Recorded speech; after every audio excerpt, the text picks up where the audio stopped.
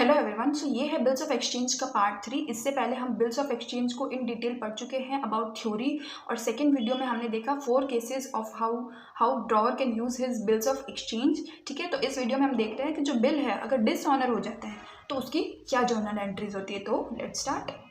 ठीक है, तो डिसऑनर ऑफ बिल का मतलब क्या होता है कि अगर ड्यू डेट पे जो एक्सेप्टर है, ड्रॉई है, वो पेमेंट देने से मना कर दे या फिर वो इंसॉल्वेंट हो जाए तो क्या होगा, उस बिल को क्या बोलेंगे हम, डिसऑनर होना।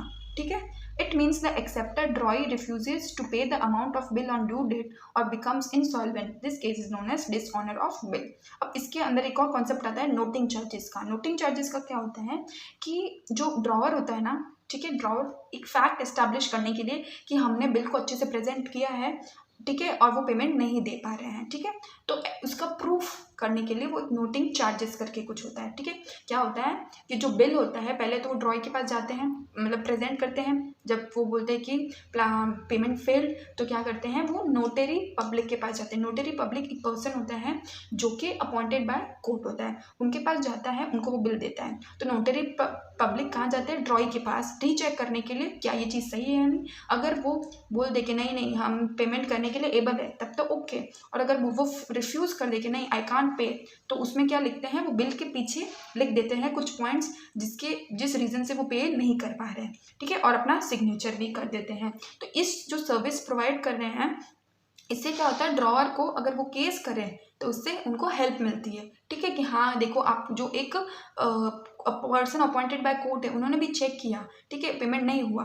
ठीक है, तो ऐसे नहीं कि वो कुछ रॉन्ग वर्क कर रहा है। ठीक है, तो उनको क्या एक एविडेंस मिल जाता है। तो अब जो ये चीज़ कर रहे हैं नोटरी पब्लिक, उसके कुछ चार्जेस लेते हैं हम। ठीक है, तो उसे क्या बोलते हैं, नोटिंग चार्जेस। ठीक है, तो ये जो नोटिंग चार्जेस आप पे कौन करेगा, जिसके पास बिल होगा ना ड्यू डेट पे, जिसके पास बिल होगा वो पे करेगा। बहुत इंपॉर्टेंट है, माइंड में रखिएगा।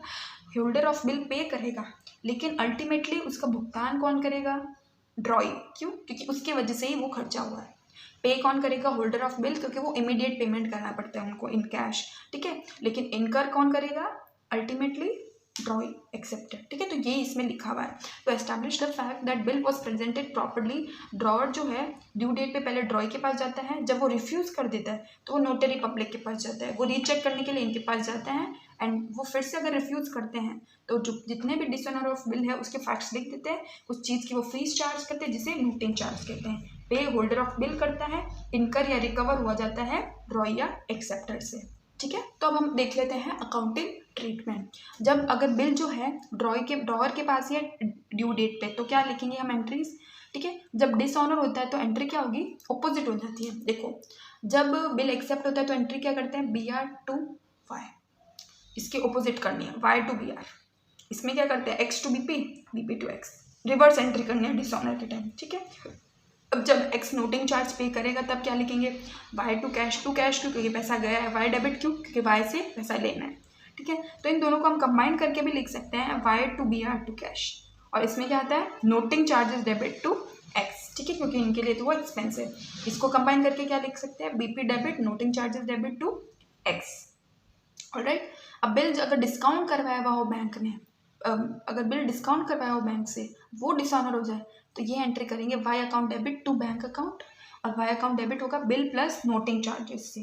ठीक है, बिल प्लस नोटिंग चार्जेस के अमाउंट से डेबिट टू बैंक, और ये क्या लिखेंगे, सेम, इनका कुछ भी चेंज नहीं होगा, BP noting charges to X।